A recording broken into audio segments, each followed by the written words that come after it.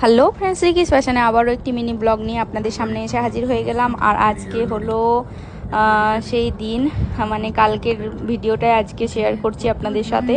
কালকে তো দেখিয়েছিলাম আমরা রাস্তায় আসছিলাম, কোনো সেরকম বিপর্যয় হয়নি, ছোটোখাটো বিপর্যয় মানে গাছ টাছ পড়েছিল, তার সাইড কাটিয়ে আসতে পেরেছি। কিন্তু আজকে কি অবস্থা দেখুন, মানে পুরোটা চলে এলাম।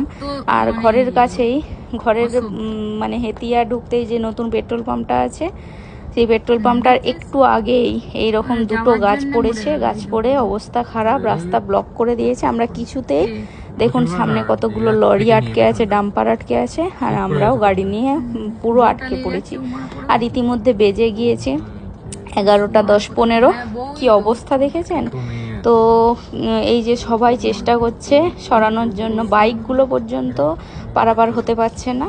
তো যারা ডাম্পার বা লরির যারা ড্রাইভার খালাসি আছে, তারাই সবাই মিলে একটু করে সরানোর পর সরিয়েও কি লাভ, পুরোটা তো সরাতে পারছে না, প্রচণ্ড ভারী। সবাই মিলে হেল্প করছে। এই দেখুন, এই কাকুটা একাই একটা ডাল সরিয়ে দিল।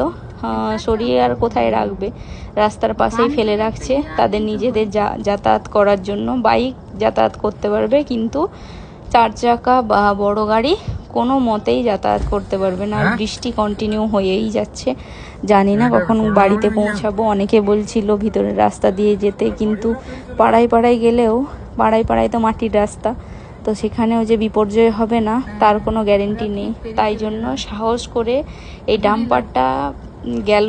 এই দেখুন, এই গাছটা গেল, যাওয়ার পর আমরাও সাহস করে একটু আগিয়ে গেলাম। আগিয়ে গিয়ে দেখব, এখন সৌভিক একবার নেমে গিয়ে দেখে আসবে যে রাস্তার কন্ডিশন কেমন, কারণ দেখে আপনারা বুঝতেই পারছেন যে কি অবস্থা। পেছনের লরিটা কিন্তু পিছিয়ে যাবে, কারণ রাস্তায় যাওয়ার মতো কন্ডিশন নেই, কাঠগুলো ওপর দিয়ে হয়ে আছে, মানে ডালগুলো গাছের। তো দেখা যাক কি হয়। ও আসে আর ও এসে বলে যে এমনি কন্ডিশন ঠিকঠাকই, চলে যাব, দেখি যা আছে কপালে। তো বেরিয়ে পড়লাম আমরাও, বাইকগুলো পেরিয়ে যাচ্ছে সেহেতু আমরাও চলে যাব। চলুন সাইড করে চলে যাই। এই যে চলে এসেছে ও। আর বাড়িতে ফিরে গেছি, ফিরে গিয়ে চেঞ্জ করে নিয়েছি সমস্ত কিছু, ভিজে গিয়েছিলাম। আর এখন খাবার খাচ্ছি, সকালের তরকারি এইগুলো, মাছ ভাজা, সয়াবিনের তরকারি, আর আমার পাপা রান্না করে পাঠিয়েছে চিকেন। তো এই ঠান্ডা ওয়েদারে চিকেনটা হচ্ছে উপরি পাওনা, শেষটা ভালোই হলো। তো আজকের মতো টাটা।